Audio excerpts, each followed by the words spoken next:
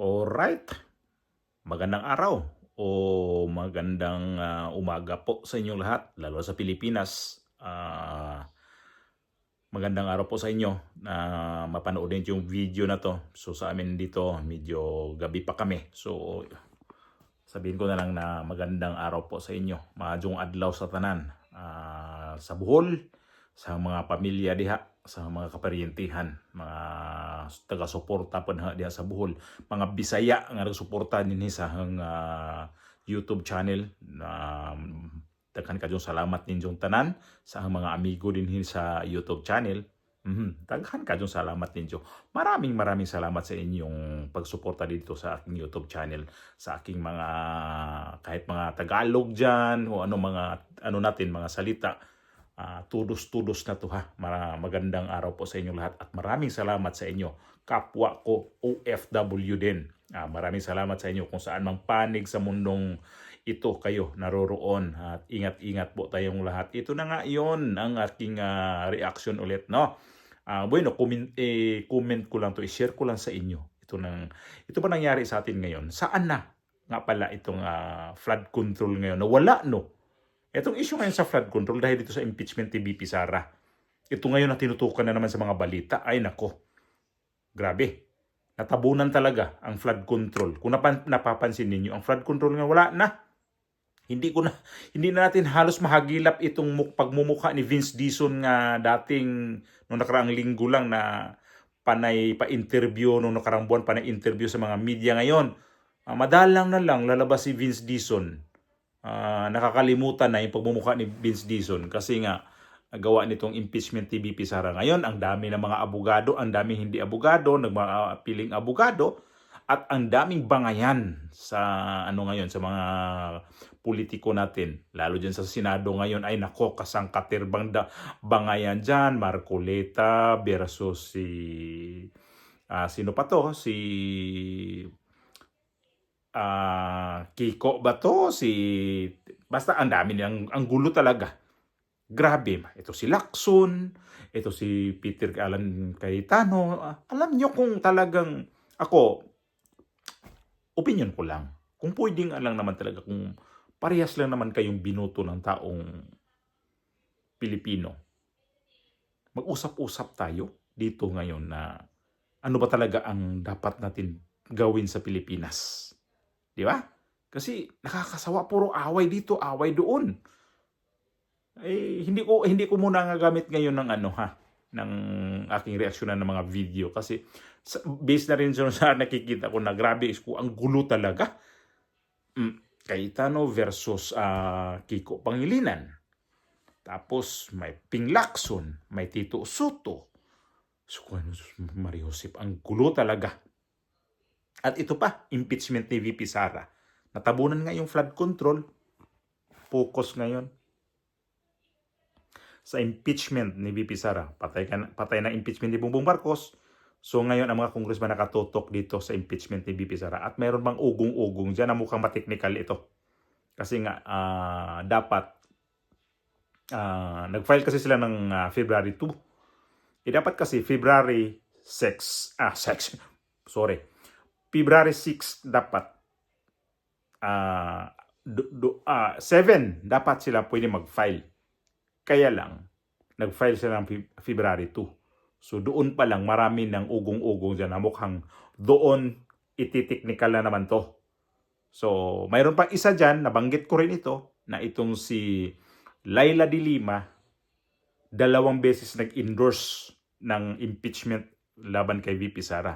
At baka ito, hanapan din to ng i-technical din to. So, magiging pabor na naman to kay VP Sara. Sinasadya kaya to sa mga congressman? Sinasadya kaya to sa mga dyan na, pwede na mag-file. Kasi nga, sa ngayon kasi, kung titingnan din natin, ang labo-labo na din kung sino talagang gustong kakalaban kay VP Sara. Mayroong Rizabam, mayroong namumuo din na mga Pinklawan, yung itong liberal. Basta ang gulo nila, mayroong Tulfo, ang dami. Kung makikita niyo ngayon ang mga hukos-pokos diyan sa mga politika. Grabe na politika ngayon ha. Sabi ko nga ito nga ngayon ang atasay ko din. Ito na nga yun ang sinasabi ko na 2026 pa lang ngayon, purmahan na. O, ito na nga, purmahan na. Pero si VP Sara, wala pa naman siya siyang konkreto talaga ditong plano. Pero si Risa Hontiveros, nako, purmadong-purmado na siya ha. Kung sino yung interview niya o di na siya ay pag-isipan ko muna, hindi na. Ang kanyang na ngayon ay kailangan talaga na planuhin ng maigi itong 2028 election kasi nga daw kailangan may united opposition talaga ang matibay na kalaban ni VP Sara. So sa ngayon pa lang pinaghandaan talaga nila si VP Sara at itong impeachment na to ni VP Sara, ito yung isang sa paraan nila na talaga nga. Nabanggit ko to sa kailan lang ang vlog nito. So ito na ngayon na sinabi ko nga, kung sakali man si VP Sara tuluyang ma-impeach. Kasi kapag na-impeach kasi, nila yan na hindi ka na pwedeng tatakbo sa opisina ng anong mga opisina sa gobyerno kung tatakbo ka. So babawalan si VP Sara. At ito na nga sabi ko, paano kung bigla nahugutin itong dalawang kapatid niya? Wala na ang iba. Bakit? Kapag hindi natatakbo si VP Sara, ito ba mga supporter ng mga Duterte, susuportaan niya to sila ni Bam Aquino, itong si Risa Hontiveros, Tulfo, John Vic Remulla, Lene Robredo, sino pang isa diyan? Sino pang iba diyan? Torre. Susuportahan ba sa mga DDS yan? 100% hindi. Kahit ako, wala ako. Di na ako boboto. Kung wala man lang isa, kung sino man ang ipresenta sa mga Duterte, hindi ako boboto na ng presidente. So sa ngayon pa lang, kaya ito silang dito sa kabila, nagkarambula na dito sa kung sino talaga yung lalaban kay VP Sara. At itong administrasyon ngayon, wala naman ditong kandidato na kung sino ba talaga. Itong plano ngayon na John Vic Remulla, malabo din to kasi titingnan mo rin ang mga nito, itong mga survey. Hindi naman to lumalabas. At ito na nga yung sabi ko, paano kung bigla na hugutin itong dalawang magkapatid na Basti or Pulong Duterte. At mayroon ng ugong-ugong ha. Mayroon na. Kung napapansin nyo sa mga social media ngayon, mayroon na. Sabi ko, sa rin ko pala, sa pinubari ko ba na opinion ko, mayroon din pala na nagkaroon. Wala, yung time na yun, gumawa ko ng vlog noon, gumawa ako ng opinion ko tungkol na may posibilidad itong si Basti o si Pulong Duterte na magiging kandidato ng dito sa PDP laban.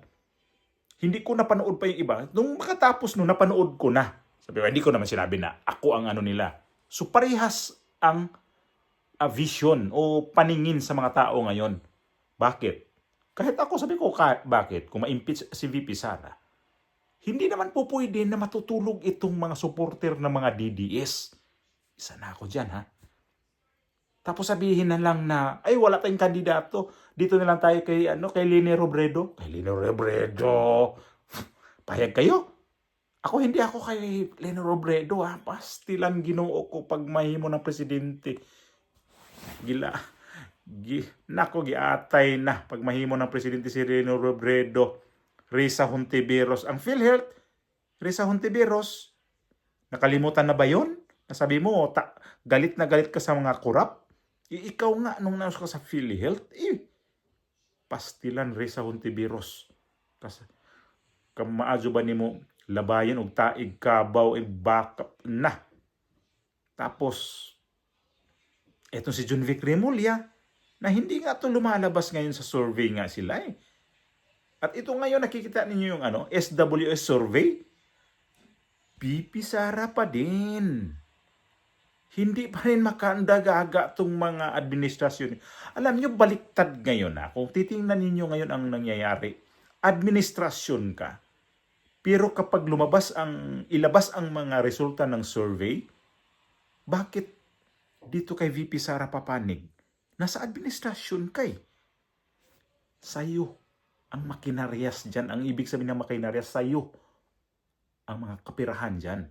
Ibig sabihin, itong survey ngayon, nagbabayad mga Duterte halimbawa. Itong survey ngayon, totoo ito. Lumalabas kasi ma-Okta man yan, ma-SWS man yan, o ano pang mga survey yan. Si VP Sara hindi man na nagiging pangatlo, pangalawa. Dito sa taas siya. So, ibig sabihin nito, itong mga survey ngayon, hindi nagkamali. Ang ibang mga tao dyan, nagko-comment Saan ba sila nagsusurvey? Ngayon, ma-impeach si VP Sara. Hindi pa naman to ngayon lalabas itong pangalan ni Basti at saka ni Pulong Duterte. Dito natin to malalaman kapag na-impeach si VP Sara. Kasi isa rin to, naisip ko na itong impeachment niya ngayon na mukhang ginaganyan nila na parang ma-technical yan, parang sinasadya din Kahit ma-impeach si VP Sara, may Duterte pa rin tatakbo. Kaya ang ano siguro nila, si VP Sara mukhang babae to. Mukhang medyo okay to magiging presidente kaysa dito sa dalawang kapatid niya. Kasi iba ang lalaki kaysa babae. Pag ano siguro nila na, alam na natin ang laro ng politika. Ako, sabi ko, si Basti kapag nagiging presidente to, halimbawa lang iba to. Mukhang bibirada din to para sa kanyang tatay. Si Pulong Duterte mukhang ano tayo dyan. Pero mas manaig pa rin yun ang kanyang pagka-Duterte talaga. Iba pa rin ito. VP Sara, ganun din. Madiin ito. So, ang nakikita ko lang dito talaga, hirap na hirap talaga nila kalabanin ang mga Duterte. At hindi nila alam to itong mga to na nag-survey ngayon. Paano? Kung ito ngayon, lalabas itong impeachment ni VP Sara, ma-impeach si VP Sara, doon na natin makikita yan. Nahuhugutin talaga, mapipilitan yan. Pulong or Basti. Ang Davao wala namang problema kung sinong kakandidato dyan na mga Duterte kasi mananalo talaga si Pulong Duterte, pagkakandidato to, nako, o Basti, nako, di ko sure kung ito si Pulong ngayon, kung last term na ba niya. Kapag itong last term tapos ano na siya yun, na pwede siyang tatakbo kung saan, nako, paano kung tatakbo to? Puro Duterte magtandim. Hindi natin alam kung sinong Duterte ang pwedeng magtandim-tandim dyan. Anong mangyayari ngayon sa itong mga sa sunod na taon? Halimbawa, manalo ang Duterte, dalawang Duterte. Di naman nila pwede nila yun na i-impeach yung presidente tapos ang susunod niyan, vice presidente Duterte din. Malay natin, di ba? Na maglaban ito Duterte. Ay nako. Sakit sa ulo ito. Kapag Duterte ang magano. Di natin alam kung sino mga Duterte dyan. O, di ba? So, napaka critical itong 2026 sa tingin ko. Kasi dito natin talaga makikita ang sukatan nito. February pa lang ngayon. Ito na yung lumalabas sa politika. Paano kung pagdating na ng mga Mayo nito? Malayo na yung Mayo sa tingin ko. Ang daming mangyayari nito. Itong impeachment lang inaantay ko dito kung ano talaga ang resulta Kapag itong impeachment, kung ano talaga ang magiging resulta nito, sukatan na to. Kapag si VP Sara di ma-impeach, 2028 siya pa rin ang presidente. Siya na magiging presidente. Huwag naman sana na dayain, di ba? Kasi ibang usapan yun. Lahat ng mga tao niyan, ulbo. Suko ang mga tao Kaya ba man ta? Unsay dagan sa politika karon sa Pilipinas. Kami dito mga OFW, lalo ako, sabi na ko ba, monitor ko takbo sa politika sa Pilipinas. hirap bangbangan to mga Duterte. Hirap tapatan. Kasi nga, tinatarget talaga nila ngayon. Tingnan nyo naman, pati pare, mga madre. Pilit talaga nilang pilayan itong mga Duterte. Pero may dalawa pang Duterte, alalahanin ninyo. Huwag kayong mag-focus sa kay VP dahil mayroong mayor at mayroong congressman. Kapag yan ang huhugutin namin, hindi makakatanggi yan. Tatanggi ba yan kung tinatawag talaga sila ng mga tao? Abangan, Marcos. Yan.